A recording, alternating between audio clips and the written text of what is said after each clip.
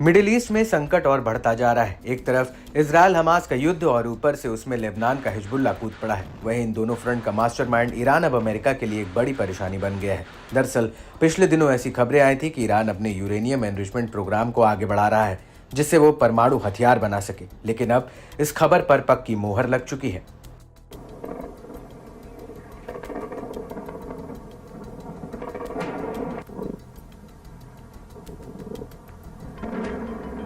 इसको लेकर ईरान के सुप्रीम लीडर अयातुल्लाह खामेनेई के सलाहकार और परमाणु वार्ताकार अली शामखानी ने अमेरिका को दो टूक कह दिया है। वो अमेरिका के दबाव के आगे बिल्कुल भी नहीं झुकेंगे। कहने का मतलब साफ है कि अमेरिका चाहे जो भी कर ले, अब ईरान परमाणु हथियार बनाने के रास्ते पर नहीं रुकेगा।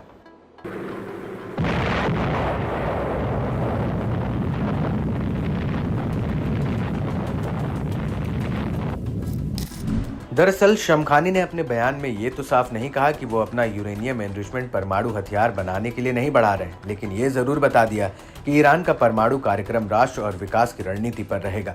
अमेरिका और कुछ पश्चिमी देश चाहें तो वो ईरान के परमाणु उद्योग को खत्म कर सकते हैं।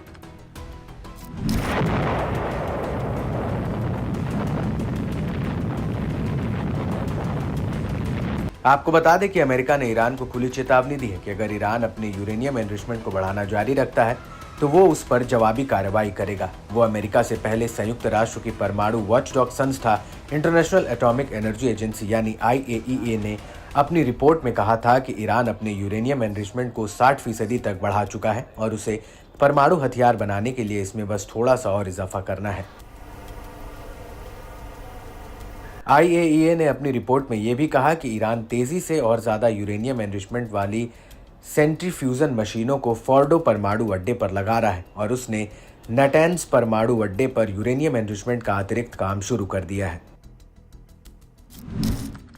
IAEA का कहना है कि ईरान यूरेनियम एनरिचमेंट 7% शुद्धता पर पहुंच चुका है और ये 90% यूरेनियम एनरिचमेंट के करीब बढ़ रहा है, जो परमाणु हथियार बनाने के लिए जरूरी है। अतिरिक्त रूप से ईरान ने पर्याप्त एनरिचमेंट सामग्री भी इकट्ठा कर ली है, जिससे वो 3 परमाणु हथियार बना सकता है।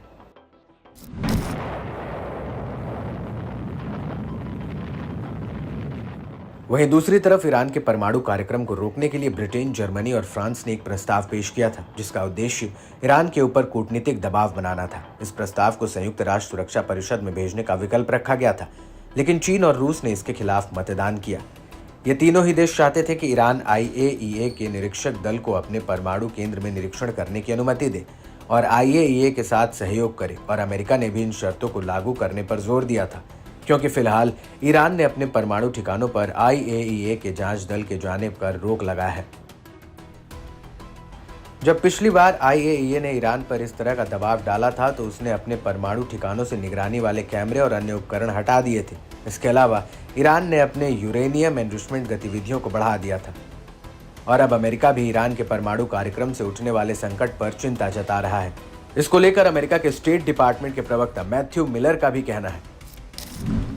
IAEA द्वारा जारी की गई रिपोर्ट ये स्पष्ट करती है कि ईरान लगातार अपना यूरेनियम एनरिचमेंट जिस तरह से बढ़ा रहा है, उसमें ऐसा कोई विश्वसनीय सबूत नहीं मिलता है कि वो ऐसा किसी शांतिपूर्ण उद्देश्य के लिए कर रहा हो। ईरान को IAEA के साथ सहयोग करना चाहिए और बिना देरी के लिए अपने कानून रूप से बाध्यकारी सुरक्षा दायित्वों को पूरी तरह से लागू करना चाहिए।